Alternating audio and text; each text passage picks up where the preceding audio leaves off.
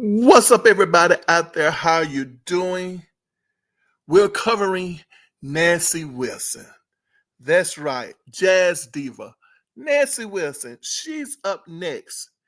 And that's right, I am welcoming Nancy Wilson into Club Diva. So you know what that means. Well, stick around and find out if you don't. All right, let's talk. Nancy Wilson.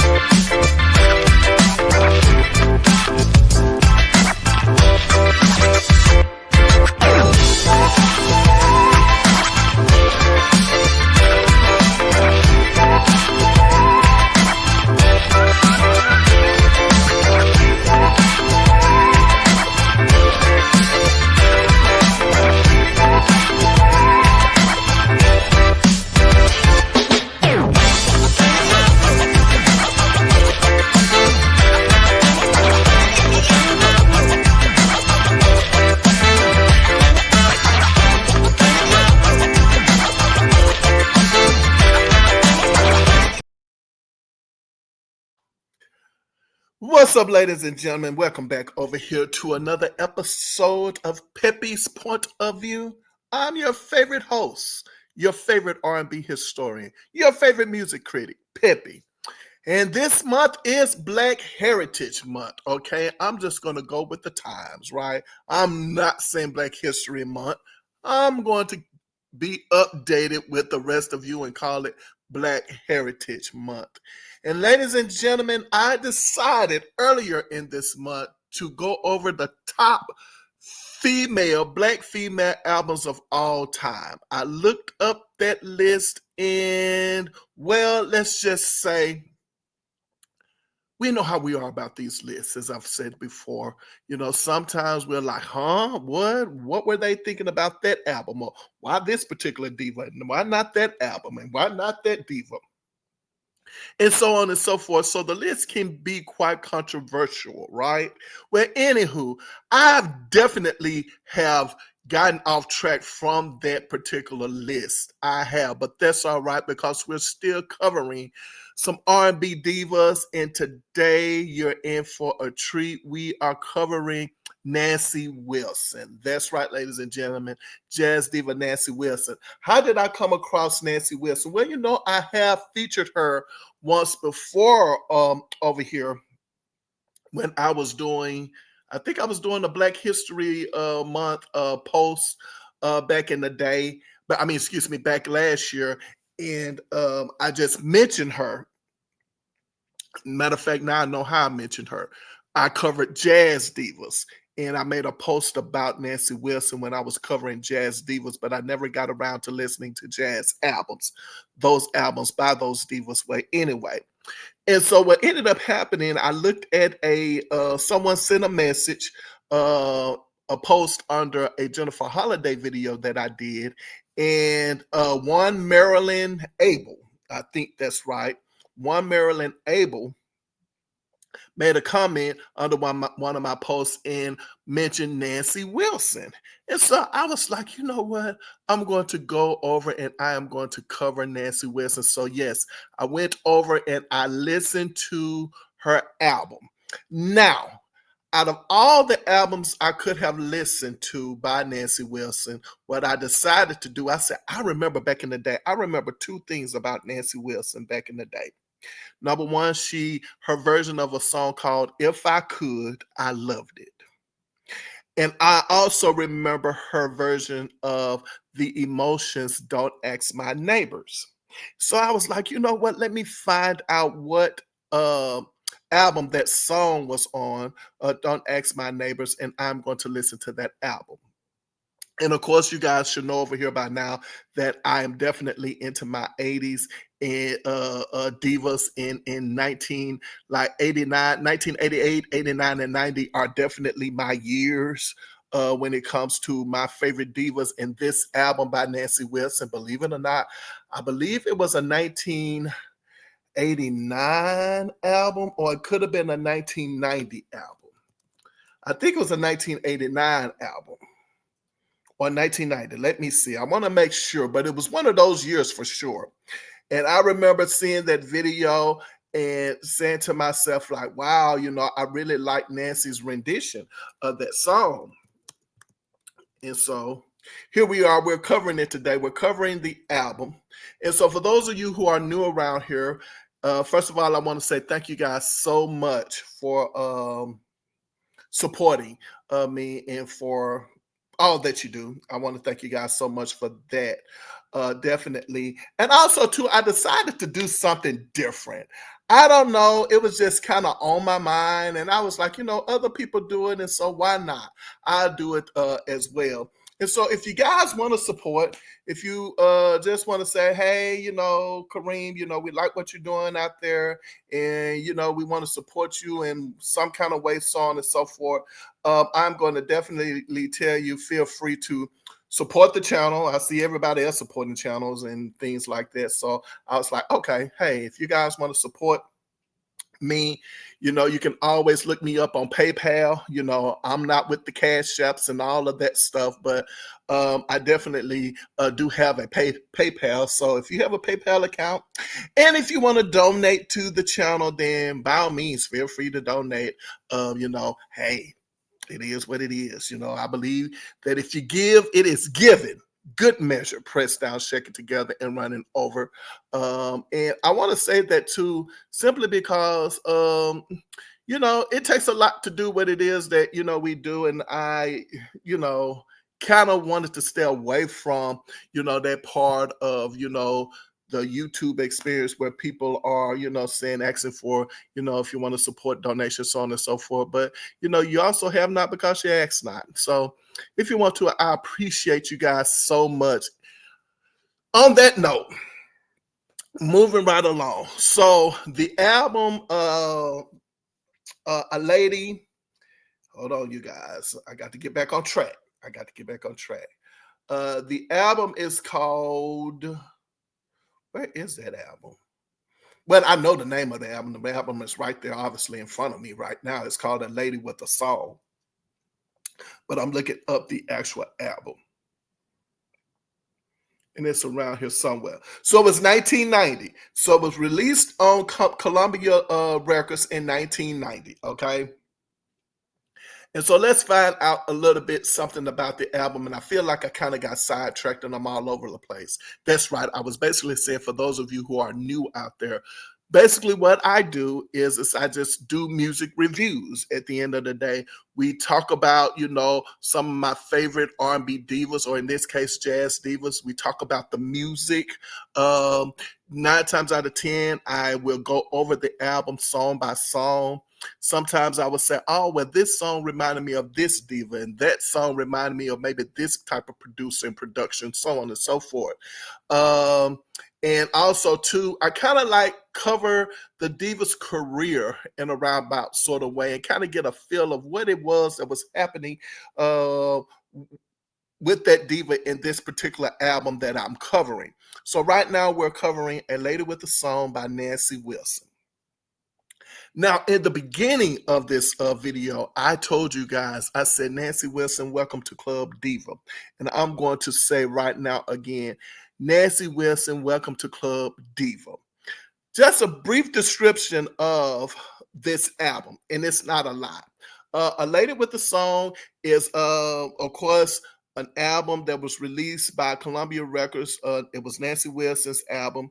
The album reached number 8 on Billboard's Contemporary Jazz Albums chart. Okay, number 8, not bad. The album also made it to number 68 on the U.S. Top R&B Hip Hop Albums chart as well. Now, let's stop right there. Okay, ladies and gentlemen. I remember seeing this video for Don't Ask My Neighbors by Nancy Wilson. Of course, glued into the television set, watching BET Video Soul and so on and so forth. And as I said before, I remember hearing this song and said to myself, like, wow, Nancy Wilson, I really think she's doing a good job with this song. And I was really hoping at the time that it was going to be a major hit for her because the song has definitely stood the test of times. It's one of those songs that is very popular in the Emotions catalog. And when I heard her sing it or saw her sing it, I was like, wow, this is great for Nancy Wilson to cover this song, right? Didn't think anything else about it until I'm listening to this album. And I have to say, number one, I like what's happening over here in its roundabout organic way. What do I mean by that? Because you guys who have watched me know that every now and then I will welcome one of my divas into Club Diva. I would say, well, this is a song I'm saying welcome to Club Diva, or this is the album I'm saying welcome to Club Diva. And I will say this about this particular album is that being that Nancy Wilson's career, I mean, her career, oh gosh, I mean, she released her first album, it looks like in 1960, right? So she released her first album in 1960, and we're talking about 1990 is when she released this album. So she was already 30 years into the business, right? Okay, that's number one. Number two, Nancy Wilson released this album in 1990, and there was definitely a trend kind of taking place with a lot of R&B divas. And that trend is that, well, it was all about the voice. It was about the hit songs, but it definitely was about the voice as well. Now, I will say that this album by Nancy Wilson is not one of, I don't think this is the album you need to listen to if you are just now discovering Nancy Wilson like I was. I just want to find a comfortable spot for me to start. And this was my comfortable spot to start to listen to her. But I feel like this album came up short in some ways, and in other ways, it delivered. Well, what do I mean by coming up short? This album has to, in my opinion, without listening to Nancy Wilson's entire catalog, or this is the only album I've heard of Nancy Wilson, I definitely have to say that this album is not a jazz album. It's just not, okay? However, for a person such as myself, and I love R&B music, I love the fact that what they did is try to capture an R&B audience. It seemed like they toned down the jazz and brought up the R&B just a little bit. Okay, so if they're going to bring up the R&B a little bit, then you would also have to think that what they're going to do is try to bring her vocals up as well. And that's the part I like about this album as well. Vocally, I think that she is spot on vocally, okay? Some people probably feel like she's not. But the reason why I think that she's vocally spot on is because, again, they're trying to downplay the jazz in her and trying to upplay the R&B part. And then as a result, the vocal part. But what ends up happening after 30 years, you can kind of probably alienate what your core jazz audience, if there is such an audience for Nancy Wilson, correct? And so for a person such as myself who has never listened to her before, I am craving jazz. That's what I am thinking of when I think of Nancy Wilson. I'm thinking of jazz. So for me to experience her with this album for the first time, I'm like, okay, this album definitely is coming up short, because there's nothing jazz about this album to me. All right. And then at times it feels as if when I am listening to the song, now we're talking about the production, we're talking about the background singing, we're talking about the lyrics, like the overall production. It seems as if her vocals and the production, the music are just like they're not meshing well at all. It's just not happening to me. And here's the thing: it looks as if what they did was, in my opinion, I don't know if this is fact, but it looks as what they did is that these songs probably, let's say they were jazz songs, and you get to feel what I mean by jazz. I'm talking about jazz, like just straight run-of-the-mill jazz songs. And what they did was they tried to add reworked them for them to be more R&B centered and vocally to be more R&B centered. So I can see. Okay, I'll put it to you this way: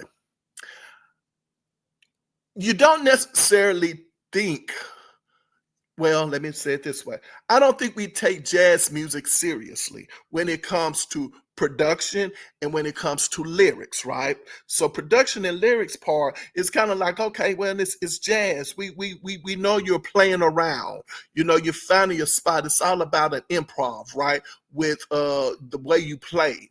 Right, but when you come into R&B, it's more like it's stricter, right? You can't, it's not necessarily wise for you to think outside the box. Let's say with R&B music, we like our R&B music to sound a certain way, but we don't necessarily like our jazz music to sound a certain way. We're not taking it seriously. So when it comes to lyrics, when it comes to how you're playing the flow of the music, the musician, we allow you to be as whimsical as you want to be. Okay, as long as it sounds good and as long as you're scatting and so on and so forth, we're cool. But what ends up happening with Nancy Wilson is the reason why she falls short is because I think the songs are wrong. If you're trying to make her R&B, I think the songs choice are just wrong. Like I would have not tried to make this album an R&B album, and that's just the feel. That's what I'm getting from this. Okay, but here's the great part about this, though, is that because Nancy Wilson is 30 years in the business, and I'm not quite sure what number album this is, but I still think that the production, I think that the music, uh, I think everybody still delivered in a professional manner, right? They were not slouchy with this. I don't think there's anything trite about this album or anything at all. It's just that, is it R&B or is it jazz? And what do we want to really hear from Nancy Wilson? But here's the kicker. So when I'm listening to this as I've listened to this entire album, and what disappointed me about this album was that Nancy Wilson gets to Don't Ask My Neighbors, right? And for whatever reason, I'm not quite sure why the producers decided to do this, but they did. They decided that they wanted Nancy Wilson to sing Don't Ask My Neighbors. Do you understand what I'm saying? It's like she was really trying to just sing it. And Don't Ask My Neighbors, because of the way the emotions handled that song, they were not trying to sing it, if you will. And so that's the reason why this song is kind of misplaced as well. You know, I didn't want her to do that. And it seems like on the other songs, she didn't take that approach. It was like some songs she should have took the approach to sing. In other songs, she probably should have taken the jazz approach with. So I think that was the one disappointment when I finally got around to listening to Don't Ask My Neighbors. Okay, was the fact that she tried to, but I hate to say tried to sing it because she sang it. She did that, but I didn't want her to sing it, you know. Just glide throughout like the Hutchinson sisters did, and everything would have been cool with it, right? Now, uh, I think this is a good place to start too. So when I talked about how many albums Nancy Wilson had, so on and so forth, I'm not quite sure what number this was, but Nancy Wilson's discography contains 52 studio albums, excuse me, 27 compilation albums, 3 live albums, 1 box set, 57 singles, and 9 promotional singles. Wilson's debut studio album was issued by Capitol Records in April 1960 called Like in Love. Her first single to chart was 1961's Save Your Love for Me, a duet with the Cannonball Adderley Quartet that reached number 11 on the U.S. R&B Songs chart. Go ahead on, my sister. Wilson's first album to make the U.S. Billboard Top 200 chart was 1962's Hello Young Lover, speaking at number 49.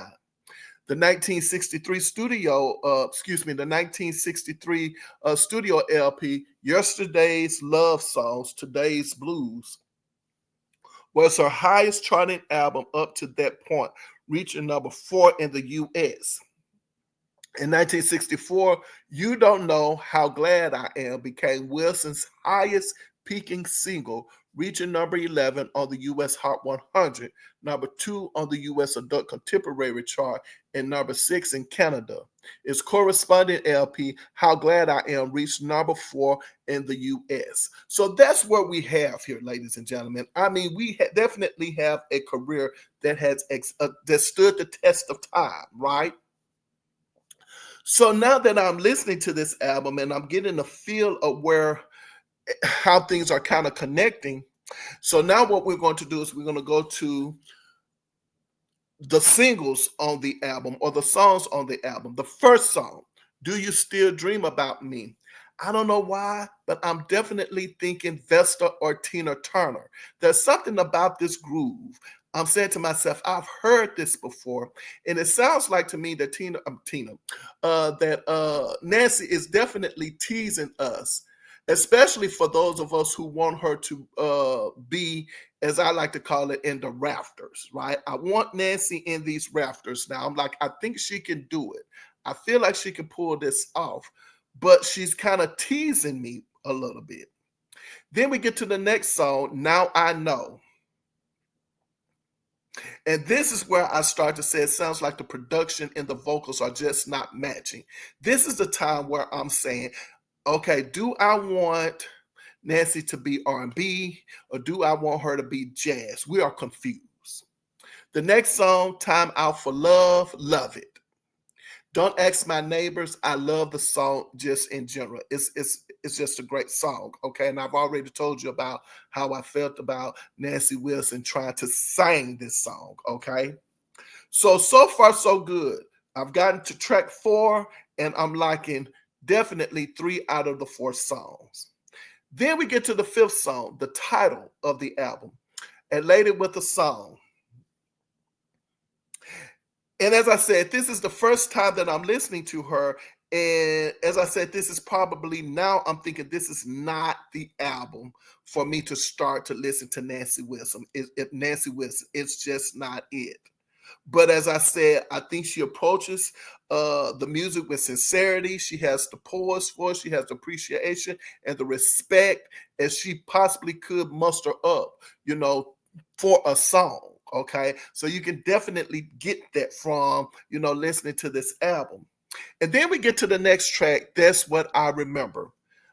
This is my repeater, if there's a repeater on this album. That's What I Remember. This song is a good song for a Phyllis Hyman type singer, okay? So I'm saying this is Phyllis Hyman. I'm loving it, Phyllis Hyman. And then the next song, This Love Is What I Need. This is when you want to shake your booty on the dance floor. If there's a song on this album and you want to get your groove on, and I'm talking about like you want to cut a rug and so on and so forth, this is a song. It made me think a lot of Al Jarreau. I think Al Jarreau would definitely get down with this song. You understand what I'm saying? He'll get down, right? The next song, Other Side of the Storm. This could have been a single, all right? Definitely could have been a single. So That's What I Remember, and Other Side of the Storm have the potential of being singles. And of course, those songs were not chosen as singles for this album, but it definitely could have been. And then we get to Melody Is You in Heaven's Hands. So overall, in general, as I said before, this album comes off to me kind of uneven in a roundabout sort of way. And it is what it is. It's an uneven album because, she's definitely looked like she's geared more towards R&B with this one. And of course, I cannot talk about this album without talking about how Sammy McKinney, okay, you guys, for those of you guys out there, and I might need to cover Sammy McKinney over here one day, but if I'm not mistaken, I think Sammy McKinney was once like a what, a makeup artist or something like that in the business, and he was able to, go into being a songwriter, and so he's written songs for a lot of divas. So I definitely probably need to go in and listen to, some of Sammy McKinney's music and see, and do something, cover him over here. Definitely need to do that. So it looks as if Sammy McKinney has one, two, three, four. He showed up on 4 other songs on this album. So congratulations goes out to Sammy McKinney as well for that. I think I don't want to say that, but I want to see something real quick. But I think I'm right though. Hold on, I just want to make sure. That's what I was thinking. I just wanted to make sure.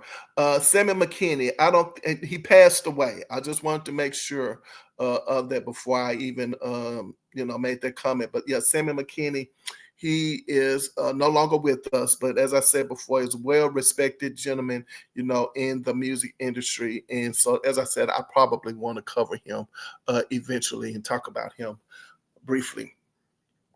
Now, get to the part about Nancy being welcomed to Club Diva. Oh, I didn't forget about that. Nancy is welcome to Club Diva for her the last track on the album, Heaven's Hands. Listen, let me tell you guys something. And like I said, I know I'm not. I like it when I have a point of view, and then that point of view it shows up, right? It's kind of like, see, that's exactly what I'm talking about. I know what I'm talking about over here. And that is Nancy Wilson, because I feel like this album was such uh, a R&B type teaser album, if there ever was one in her catalog. She definitely ended this album saying, listen here, okay, to everybody out there, including divas, and then just music in general and the music buyers in general. She was like, I know if you think I can't do it, let me show you that I can do this. And what did that mean? Seeing my behind off, right? So Heaven's Hands is definitely that song where, like it or not, she might have strayed away from her jazz roots just a little bit on this album. But Heaven Hands lets the people know, listen here, don't try me. See, that's what I like about this. That's why I keep saying about some of the divas out there, who, for whatever reason, I think I'm going to cover Money Long too. I'm going to get around to covering Money Long, because she made a comment and she was like, y'all, a lot of people don't know this, but I can sing. I just don't want to. I ain't got time to be doing all that work. And I respect her for that.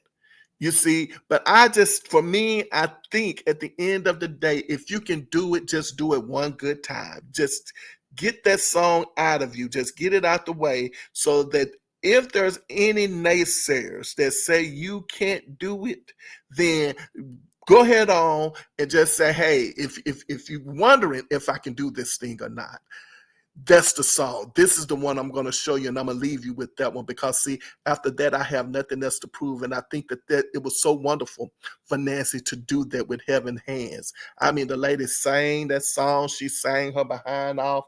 I'm sitting up looking back like, oh my gosh, I love the choir that was singing behind her. And then I looked up, and I actually saw a clip of her singing that song on Senior Hall show, and she had a star-studded list of crooners and divas behind her, singing behind her, like Tina Marie. I think I saw Tina Marie. I saw Cheryl Lynn. I think I saw the Hawkins. Who was it? Tremaine Hawkins and Sandra Crouch. I'm trying to get the divas out the way. Did I say Tina Marie? There was definitely some divas behind her, as well as some crooners like, what's the guy name? I think I saw, was it Miles Davis? Because it wasn't Teddy Pendergrass. I think it was Miles Davis. I think Howard Hewitt. I saw him. I saw a couple of other guys that I can't remember. But anyway, she had a star-studded choir behind her. And it made me think of Melba Moore's Lift Every Voice and Sing. And Melba Moore did the same thing. Like, so again, Nancy, welcome to Club Diva, baby. Welcome to Club Diva. Oh my gosh, Nancy, I am so excited. I know she's no longer with us, but it just warms my heart to know she did the thing at the end of this album. And so, for that reason alone, I would say Heaven Hands is definitely the song that you listen to on this album just to say, you know what, if I just need to hear some good singing right now and put me in a good positive mood, Heaven Hands is definitely that song to listen to. As I said before, my favorites: Do You Still Dream About Me, Time Out for Love, Don't Ask My Neighbors, That's What I Remember, The Other Side of the Storm, and Heaven Hands. So overall, in general, great album. Not an album to start with if you don't know anything about Nancy Wilson. I think you should choose a different album than this one. But I'm going to say this album is probably a good solid C plus, maybe C plus. I think it's a good solid album, C plus. You know. Um, so if you made it this far in my commentary, I want to say, first of all, thank you guys so much for your support. Go ahead on and hit the like button, the subscribe button, the share button, all of the buttons. Leave comments, so on and so forth. And also remember, you can find me on PayPal if you want to just donate to this channel, so on and so forth. I appreciate you guys so much. And don't forget, my motto over here is simple: put your behind where your heart desires to be. That's right, ladies and gentlemen. And whenever I leave my mother's presence, she always says to me, baby, remember, I love you, but God loves you best. I look forward to seeing you guys next video. And until then, you should know what to do by now. You should know what to do. Take care of you. All right. See you next video.